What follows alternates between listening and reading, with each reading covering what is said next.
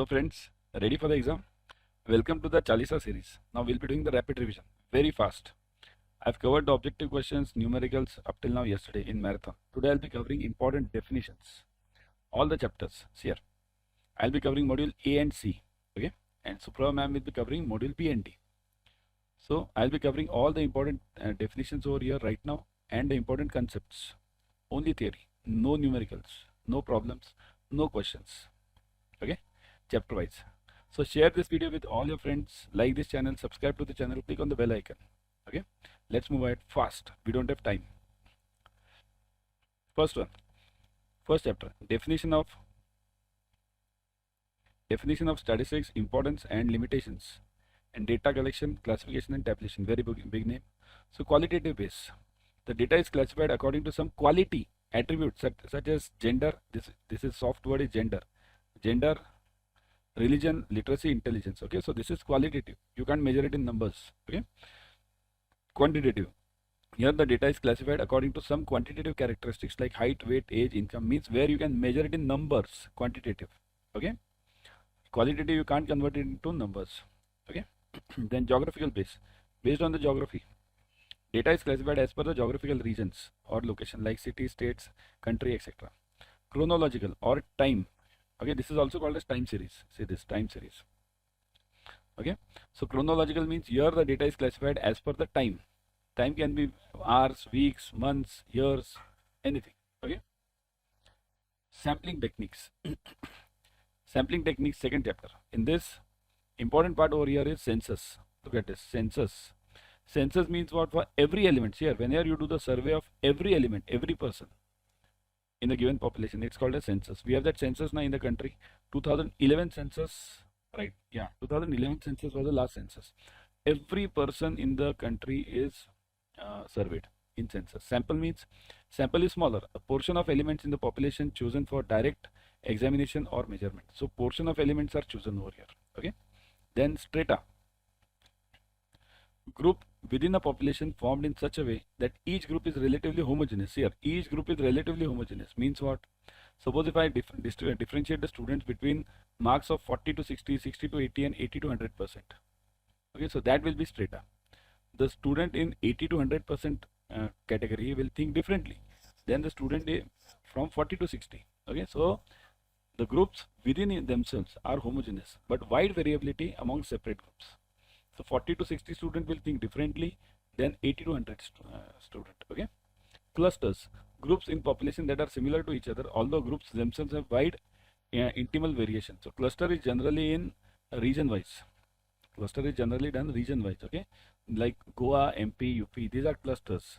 Delhi, Tamil Nadu. Okay, so there also in cluster also you can have see these strata and cluster are opposite of each other. Within each group it is homogeneous in strata, whereas in clusters within each group there is a wide variety. Between different groups it is wide variety in strata, but in clusters between different groups there can be similarities. Okay, understand this. Right now, just remember this. Random or probability sampling. So random means what? Everyone has got an equal chance. A method of selecting a sample from the population in which all the items in the population have equal chance. Very important word, equal chance. Okay. Stratified sampling. It means strata. Just now we saw that strata. It is a method of random sampling. The population is divided into homogeneous groups or strata. Elements with each stratum are selected randomly according to one or two rules. So separate strata are created and then they are selected as per the simple random sampling or any sampling. Okay. So first strata is created and then they are selected within that. A spectrum number of elements is drawn from each stratum corresponding to the population of the stratum in the population. So specified number. Now two rules are there. What are the two rules in stratified sampling? The two rules are, number one, as per the proportion of the stratum. Means if these 40% students, 40 to 60% students are 20, 60 to 80% are 30, then accordingly we will select a 2:3 ratio. Okay. This is specified number. And second is equal number of students. Means second rule is directly select equal number. All 40 to 60%, 20, 50 to 60, 60 to 80%, 20 and so on. So equal number. This is second rule. So these are the two rules. Okay. One is proportional and second is equal number. Okay. Each stratum proportion. Got it? Next. Systematic sampling means here you put them in serial order. Okay. and then select someone at equal intervals. A method of sampling in which elements are sampled are selected from the population at a uniform interval measured in the time, order or space. Means what? I'll tell all the 20 students to stand in a single line. Then I'll tell them, okay, what you do is now come every fifth student, come to me. So every fifth means what? Again, it's a equal chance. Okay. Cluster. A cluster method is again a random sampling. The population is divided into groups or clusters of elements, and then random sample of these clusters is selected. So first we divide them into groups and then do the random sampling. See here, in stratified and cluster, first you select them in strata, groups, okay, and then you apply random sampling to them. Okay. Judgment sampling. In judgment sampling, the method of selecting a sample from population in which personal knowledge or expertise is used to identify the items from the population that are to be included in the sample. So here the judgment is important. The judge is very important. Okay. So personal knowledge of the judge, that is important. Okay. Statistic. Measures describing the characteristic of the sample. So it is, statistic is always for sample, kindly note. Population is always for parameter. Okay. Parameter is always population. Got it? Sampling distribution of the mean. A probability distribution of the means of all the samples. Here, means of all the possible samples. That is known as sampling distribution. Got it? A probability distribution of means of all the samples, possible samples, okay, is known as a sampling distribution. Sampling distribution of statistic.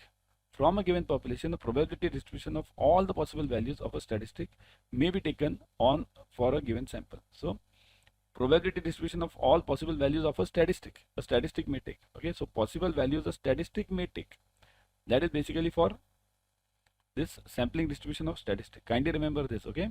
Two are very important, of mean and of statistic, okay? Sampling error. So sampling error means error or variation among sample statistic, differences between each sample and a population and among several samples. So error means among the sample statistics. Suppose if I take various samples and the samples, I take the mean of each one. So each mean is called a statistic. So the difference between these means or these statistics is known as the error.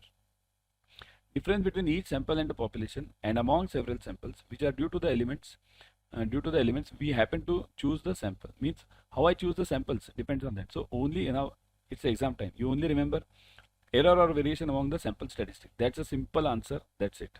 Okay. Standard error. So standard deviation of sampling distribution of a statistic. So standard error means what? Standard deviation of the sampling distribution. Okay, so always remember, standard error word is always used for sampling distribution. It is not for the population. Okay, so deviation of the sampling distribution of a statistic. Standard error of a mean. Standard error of mean means the standard deviation of the sampling distribution of the mean, a measurement the extent to which we expect the means from different samples to vary from the population mean. So of a mean means what? Sampling here. What the simple logic behind is samples to vary from the population mean.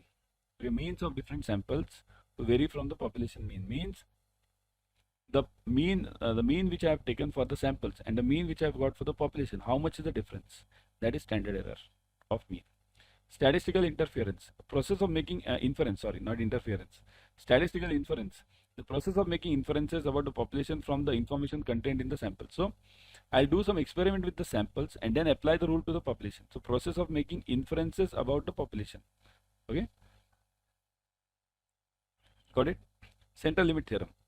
All the important points are covered over here. Look at this. You will see many things in the exam. Many.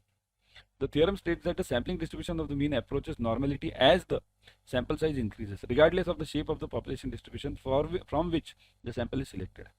So it means sampling distribution of the mean approaches normality. Very simple rule. As the population size increases or as the sample size increases, the sampling distribution will move towards normality. It will become a normal curve, bell curve. Okay. Finite population.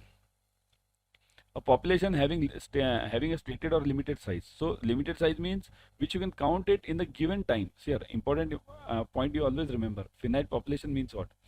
Even if it is 1 lakh population, I can count. 1 lakh is also, if I have 1 crore, that also I can count. But the problem is within the time. If I give you 5 minutes and tell you to count 1 lakh, it's not possible. Okay. But if I give you 5 minutes and I tell you to count up to 10, so it's possible, isn't it? So that is finite and infinite. Within the time is important.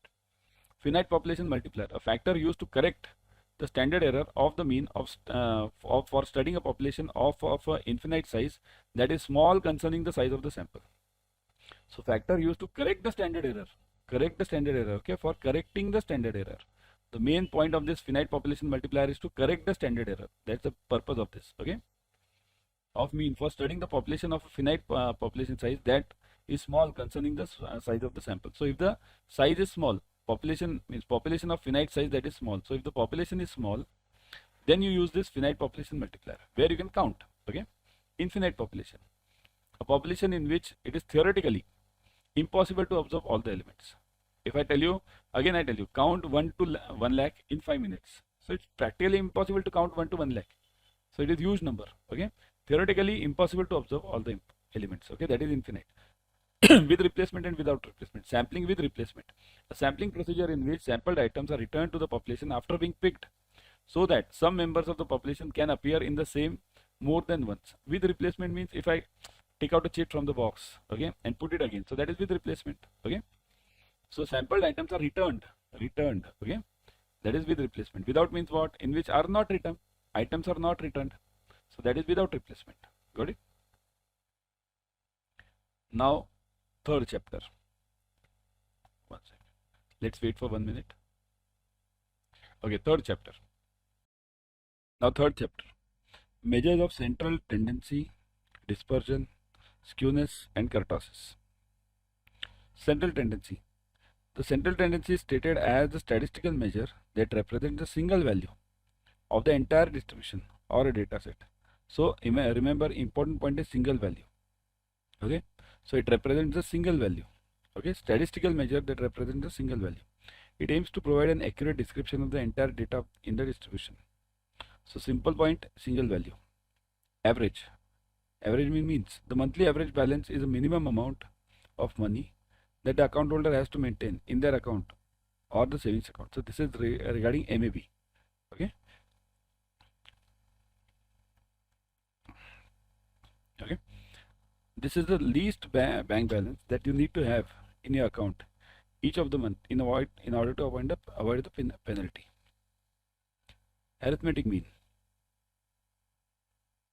The arithmetic mean is a simple average or sum of series of numbers divided by the count of that series of numbers. So basically simple average. Okay, add all of them and divide it by the number of elements. In the world of finance, the arithmetic mean is not usually appropriate method for calculating an average, especially when single outlier can skew the mean by a large amount. Okay, so this is a problem with the arithmetic mean. Not usually appropriate. Okay, not an appropriate. Why? Because single outlier, single element which is having a huge difference, that can skew the mean of by the large amount. Means what? See, if I take the average of, let's say, these numbers, I'll give you a simple example. Let's take the average of 1, 2, 3 and 100. 1, 2, 3 and 100. So what is the average? So the average will be huge. Now by that average, what do you mean? If you only study the average, you'll feel that the numbers are equally distributed. But what are the numbers? 1, 2, 3, they are close to each other and 100 is far off. So this is known as single outlier. Combined arithmetic mean. Combined arithmetic mean means combined arithmetic mean involves a series as a whole. Calculating the combined arithmetic mean is generally used when 2 or more series are involved. So it is used when 2 or more series are involved. Okay, then it's called as combined arithmetic mean. Geometric mean. Geometric mean is the average growth of an investment computed by multiplying n variables and then taking the nth root. So multiplying the n variables and taking the nth root. Okay, so geometric mean of 2 numbers is what? Square root of a into b. 3 numbers is cube root of abc. ABC are the numbers, cube root of ABC. So as the number go on increasing, the root goes on increasing. Okay, next. In other words, the average return of an investment over time. A metric used, it is the average return of an investment over time. It is a metric used to evaluate the performance of a single investment or an investment portfolio. Okay, so single investment or an investment portfolio. So simply remember n variables, nth root. Harmonic mean. All the 3 means are important. The harmonic mean is the reciprocal of the average arithmetic mean of the reciprocals. So ROR it is called as reciprocal of arithmetic mean of the reciprocals. Okay, reciprocal of arithmetic mean of the reciprocals. Got it? Harmonic means are used in the finance to average data like price multiples. So price multiples are used, means harmonic mean is used in price multiples. Harmonic means also can be used by market technicians to identify patterns such as Fibonacci sequence. Okay, it won't be asked, but if you want, you can remember this Fibonacci is in harmonic means. So what is it? Reciprocal of reciprocals. Kindly note, reciprocal of arithmetic mean of the reciprocals. Okay, two reciprocal words should be there. Median. The median is amount of the middle number in a sorted list of numbers. So sorted means either ascending or descending. Okay, sorted list of numbers, so that half the data in the sample are above the median and half are below it. Got it? Divides it into two parts. Mode.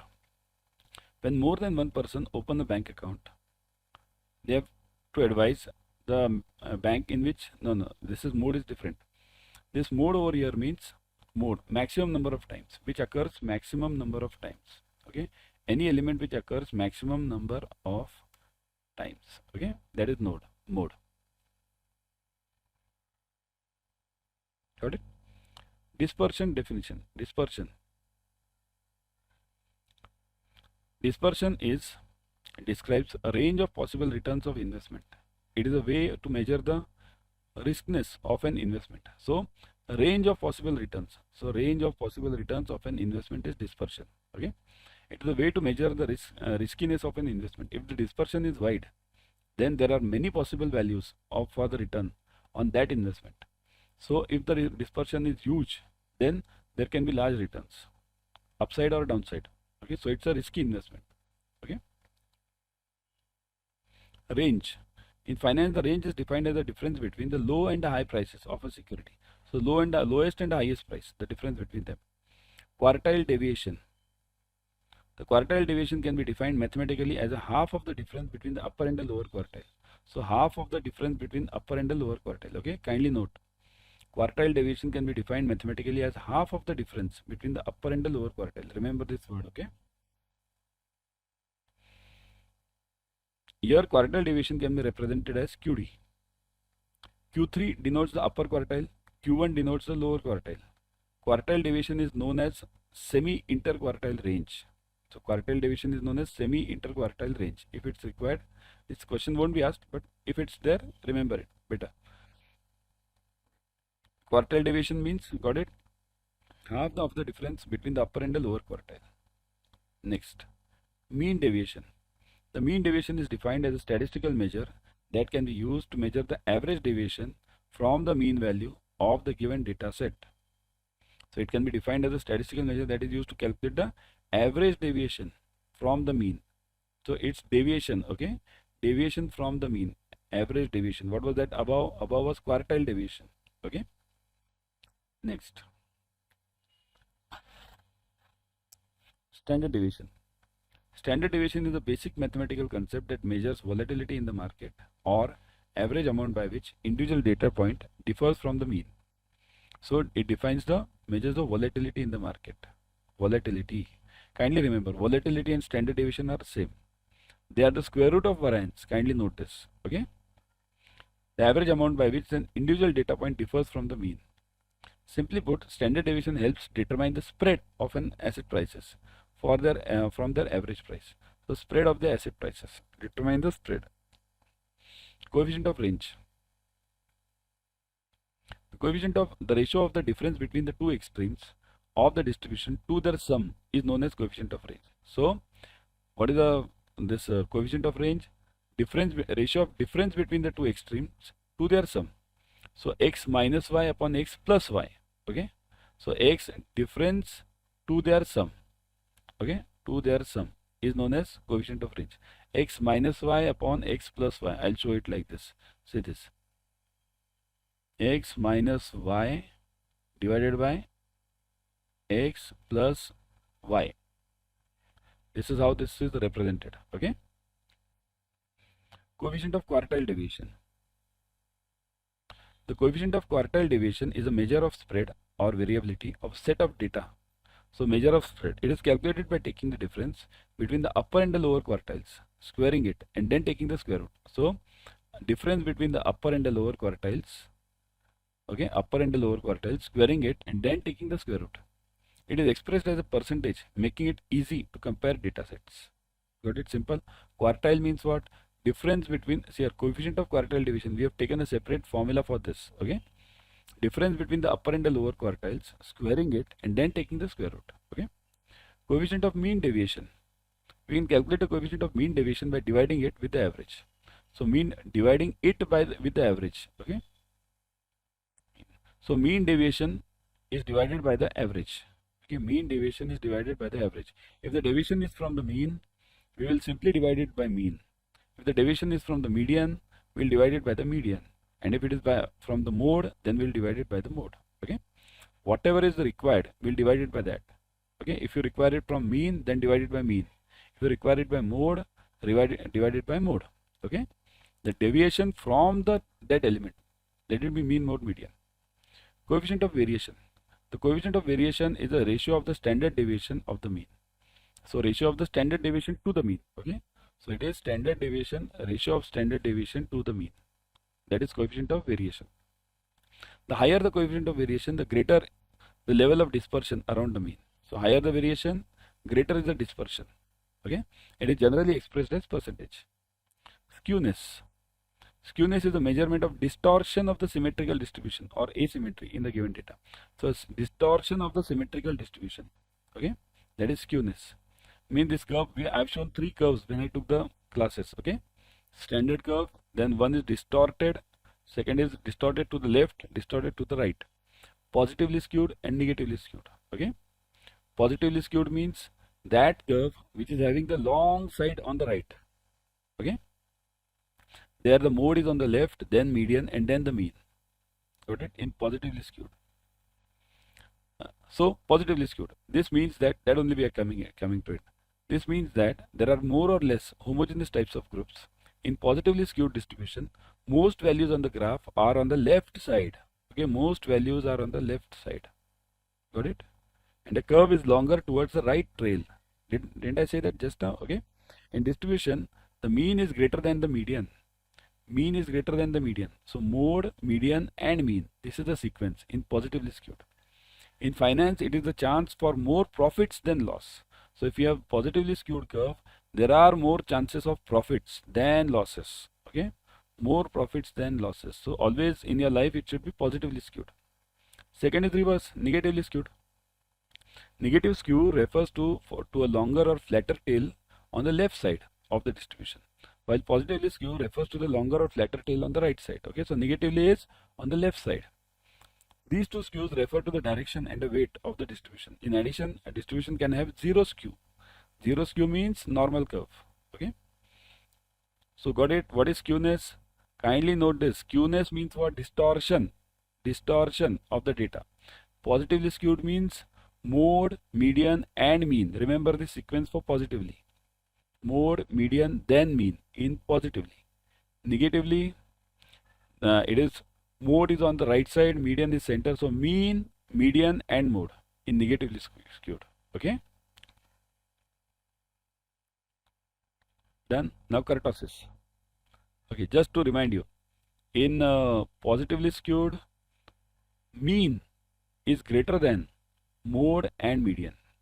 Okay, in positively skewed. Negatively skewed, reverse. Remember this, this will be there in the exam. Kurtosis explains how often the observations in the data set fall in the tails versus the center of the probability distribution. So how often the observations in the data set fall in the tail. Okay, so they fall in the tails versus center of the probability distribution. Excess kurtosis is interpreted as a type of risk known as a tail risk. So excess kurtosis is known as a tail risk. Okay, excess kurtosis means if it's too long. So there are 3 curves now: lepto, meso and plateau. Look at this. Leptokurtic distribution means the investor can experience broader fluctuations, resulting in greater potential for extremely low and high returns. So basically broader fluctuations, huge. Lepto means when it is bigger than the mesokurtic. Plateau means when it is less than the mesokurtic. Mesokurtic is a statistical term used to describe the outlier characteristic of the probability distribution in which extreme events is close to zero. So extreme events is close to 0 in this. So mesokurtic is the best curve. This is the benchmark curve. Okay. Then next is plateaukurtic. Plateaukurtic means plateau or plateau. They call it anything. Plateau or plateau, anything. It refers to the statistical distribution where the value of excess kurtosis is negative. A plateaukurtic curve distribution would therefore have thinner tails than the normal distribution. Thinner means it will be flatter than the mesokurtic. Flat than the mesokurtic. Okay. So that was it about this chapter. Now correlation and regression. Scatter diagram. Observed and predicted values. It helps to get the feel of the situation.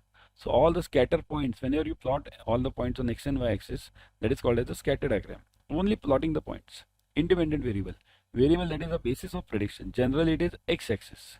It is on x variable. Okay. Dependent variable. The variable that is predicted is called as a dependent variable. So this is generally y. Okay. So x is generally independent, y is generally dependent. Okay. For example, I'll give you. Suppose I want temperature versus sales. So sales is dependent on temperature. Temperature is never dependent on sales. Temperature is temperature. So that is independent. Okay. Trend analysis. The type of relationship that is straight line, curvilinear, parabola or circular. So that is a trend. So the equations are for straight line it is y equals to a plus bx. Y equals to a plus bx. Okay, that is straight line. For curvilinear means all these remaining. All the remaining it is like this. It is straight line, and curvilinear parabola it is etc. This curve is y equals to a plus bx plus cx square. Okay, so it is cx square. Got it? This is the curve. You are required to find out both a, b and all the three, a, b and c. I have given the formula also in that. Regression analysis. Fitting line of relationship. Regression is always a line. Okay, it's a line. Correlation is between the two numbers. A regression is between more than two numbers. Okay. Standard error of estimate measures how tells us how good the prediction is. So standard error of estimate will tell you how good the prediction is. There is a formula for standard error. Okay, don't go through that formula also. Correlation analysis. The strength of the relationship is measured.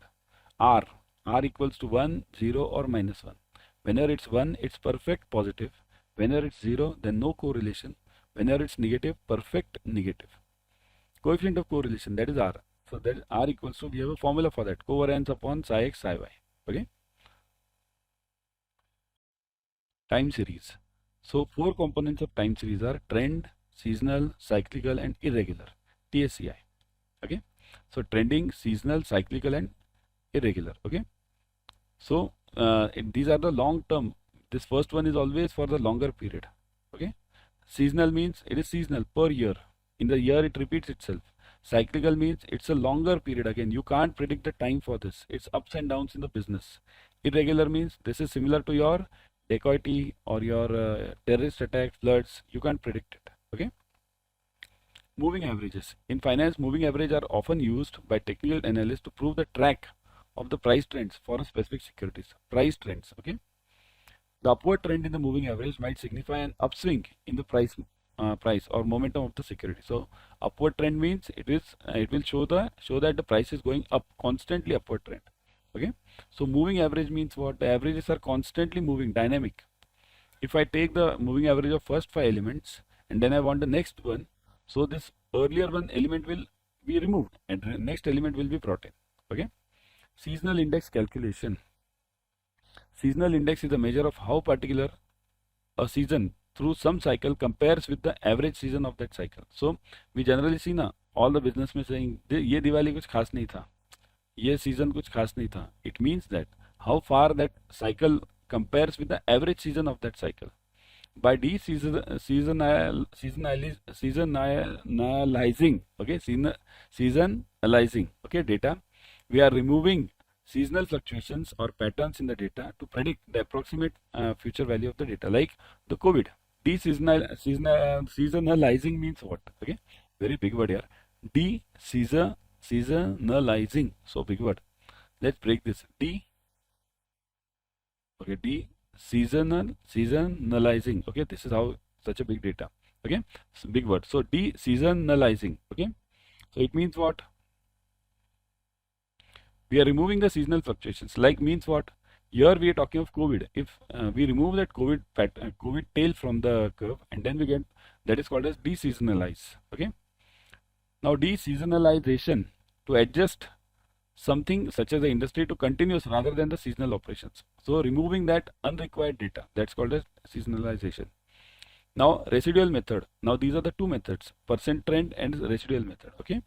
We know that at a time series consisting of annual data for longer periods is depicted by trend lines.